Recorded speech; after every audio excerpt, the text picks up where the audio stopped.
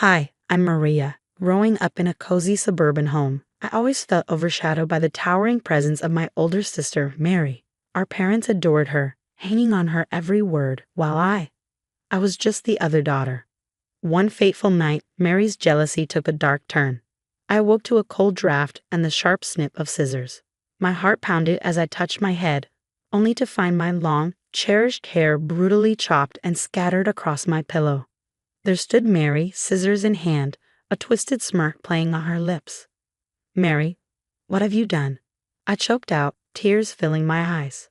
"Oh, come on, Maria. It's just hair.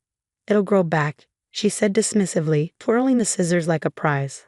I couldn't comprehend her cruelty. In a daze, I rushed to our parents' room, desperate for justice. "Mom, Dad, look what Mary did," I cried, holding up the severed locks, my voice trembling. But they were groggy and irritated, hardly sympathetic. "Maria, it's the middle of the night," Dad grumbled. "This is ridiculous." "Please, Mom, you have to see what she's done to me," I begged. Mom sighed, rubbing her temples. "Can't this wait till morning?" "No, it can't," I protested, the weight of betrayal crashing over me. As the argument escalated, Mary waltzed in, playing innocent. "I was just trying to help her," she said sweetly. She always complained about how long her hair was. "Help? You call this help?" I was incredulous. Our parents exchanged weary glances. "Maria, maybe she was just trying to." "To what, Mom? Ruin me?" I cut her off, feeling the sting of injustice. The room's tension thickened as I pleaded for understanding, but Dad's voice boomed with finality. "Maria, that's enough.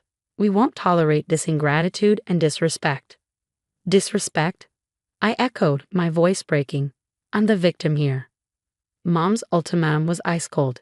Either apologize to Mary or leave. Apologize? For being attacked in my sleep? The unfairness was suffocating.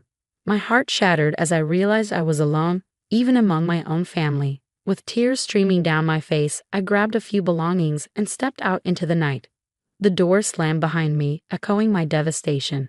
Alone and betrayed, I wandered through the silent streets, my suitcase my only companion. When I reached Lena's apartment, it felt like a beacon in a storm. She opened the door, her eyes widening in disbelief. "Maria, what on earth happened?" "They kicked me out," I said, the tears spilling over. Lena ushered me inside, offering a safe harbor as I recounted the night's events. Her shock turned to outrage. "Stay here as long as you need," she said firmly, but staying wasn't enough. I needed to find my footing, so I threw myself into work, waitressing by day, cashiering in the evenings, and dog walking on weekends. The grueling hours slowly nurtured a sense of independence. Then one day, Mr. Jacobs walked into the diner. An elderly man with kind eyes, he always left generous tips. "You're such a hard worker, Maria. Ever thought of a quieter job?" he asked. "A quieter job?" I echoed. "My bookstore," he replied. "I could use someone trustworthy to help run it." His offer was a lifeline. Working at Jacob's Books felt like coming home. Surrounded by the musty scent of old books, I found solace. Mr. Jacobs believed in me in ways I never believed in myself. "You're meant for bigger things, Maria. Don't let this define you," he'd say. His words echoed as I sat across from Miss Turner, a sharp-minded legal advisor recommended by a bookstore regular. Her office was cluttered with books and legal files, a testament to her busy career. "Your parents kicking you out like that? It's not just morally wrong, it's legally questionable," Miss Turner said, poring over the notes I'd made. "So there's something I can do?" I asked, hope mixed with uncertainty. "Yes," she said, "but it'll require work, evidence, documentation, anything to support your story. It's your word against theirs. But if we can prove a pattern of behavior, we might have a case." I left her office not just with advice, but with a mission. In my small rented apartment, I began meticulously documenting everything: text messages, emails, any scrap of evidence that could illuminate the mistreatment I had endured from my family. But gathering evidence was just the beginning. I needed a plan that would bring everything into the open and force my family to confront the consequences of their actions. My nights were spent researching, my days focused on assembling information. I reached out to old friends and neighbors, carefully building my case. Each piece of evidence was like a brick in the fortress I was constructing. Document everything. Leave no stone unturned. Miss Turner advised in our weekly meetings, so that's exactly what I did. As my plan took shape, I felt a transformation within me. I was no longer just a victim of my circumstances. I was the architect of my destiny. The girl who had been cast out was now ready to stand her ground. I was determined to bring the truth to light, no matter what it took. Months of preparation led to this moment. My plan was meticulous. Every detail had been carefully thought out. The evidence against my family was compiled, a blend of solid proof and strategic tactics. I started with Mary. She had a knack for twisting reality, especially on social media, where she curated her perfect life. I monitored her posts, knowing her image was her greatest pride. Mary loves the spotlight, I murmured to myself. Let's give her a show. I began a subtle campaign, posting old photos of us with cryptic captions, missing the sisterly love. People took notice. Questions were asked, and whispers began to circulate. I carefully shared stories and evidence with mutual friends, never revealing too much at once. Mary's pristine image began to crack. Simultaneously, I assembled a legal arsenal, old email exchanges, voicemails, medical records, anything that illustrated years of favoritism and neglect. Miss Turner was instrumental, guiding me through the complexities of the legal system. The stronger your case, the harder they'll fall, Maria, she encouraged. With everything ready, I waited for the perfect moment, our extended family's annual reunion. It was the ideal stage, an audience composed of everyone who needed to hear the truth. As I walked into the gathering, I felt the tension. Mary greeted me with a forced smile, while my parents barely hid their disdain. Dinner was a haze of superficial conversation and strained politeness. Then, as everyone settled in the living room, I stood up and cleared my throat. The room grew silent. I have something to share, I began, my voice unwavering. I recounted the hair-cutting incident, the years of neglect, the night I was thrown out. With each word, the tension in the room thickened. My parents and Mary sat frozen, their faces a cocktail of fear and anger. Maria, what is this nonsense? Dad spluttered. It's not nonsense, Dad. It's the truth. I held up the evidence, photos, emails, testimonies. The reality laid bare sent the room into chaos. Disbelief and outrage erupted. Mary, how could you? One aunt exclaimed. Maria, why didn't you ever say anything? A cousin asked, aghast. Amid the uproar, I made a call. Miss Turner, I said, my voice steady. It's done. They know everything. Good, she replied. I'll take it from here.